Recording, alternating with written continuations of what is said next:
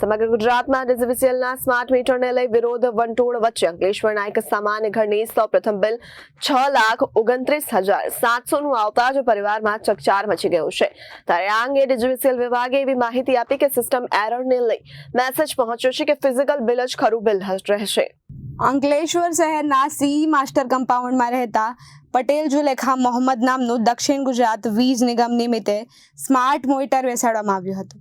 ગત રોજ રાતે દરમિયાન દક્ષિણ ગુજરાત વીજ નિગમ લિમિટેડ વિભાગનો એક બિલ મેસેજ મોબાઈલ પર આવ્યો હતો, જેમાં બિલ રકમ 6,29,704 રૂપિયાનો આવતા જ તેમના હોશ ઉડી ગયા હતા। સવારે દક્ષિણ ગુજરાત વીજ નિગમ લિમિટેડની નવી કચેરી ખાતે પહોંચી રજૂઆત કરતા બેઠેલી મહિલા અધિકારી દ્વારામાં એવું જણાવવામાં આવ્યું કે આ સિસ્ટમનું બિલ બનાવવામાં આવ્યું હોઈ શકે છે। તેઓએ સાંભળીને પગ તળે જમીન સરકી ગઈ હતી। જો કે તેઓ બિલ હજુ સુધી ફિઝિકલ મળ્યું નથી। ત્યારે આ અંગે વીજ નિગમ કચેરીના અધિકારીનો સંપર્ક કરતા તેઓએ જણાવ્યું કે સિસ્ટમ એરરને લઈને આ બિલ જનરેટ થયાનો મેસેજ ગયો હોઈ શકે છે।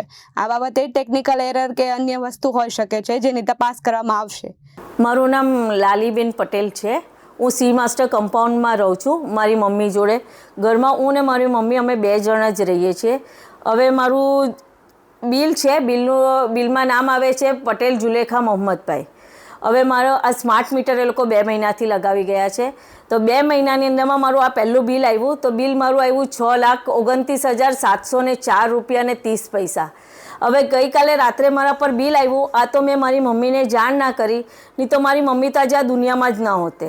મને જ્યારે બિલ આવ્યું ત્યારે ત્યારથી મને છાતીમાં એટલો દુખાવો અને મારા માથામાં એટલો દુખાવો થઈ ગયો કે હું શું કહું।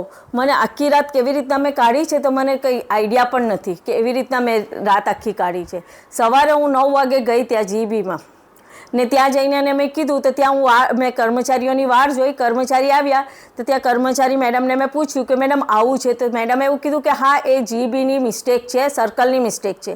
તો જો આવી રીતના સામાન્ય માણસને દરેક વખતે આવી રીતના બિલ આવે તો માણસ કેવી રીતના હેન્ડલિંગ કરશે? અને તે ઓન ધ સ્પોટ ભરતા તો પછી ભરે, પણ ઓન ધ સ્પોટ એને તાત્કાલિક એને એટેક આવી જાય એવું આ કામ થઈ ગયું કે જ્યારે વપરાશ ના હોય ને આટલું બધું બિલનું આવી જતું હોય તો આ લોકો શું ધ્યાન આપે છે?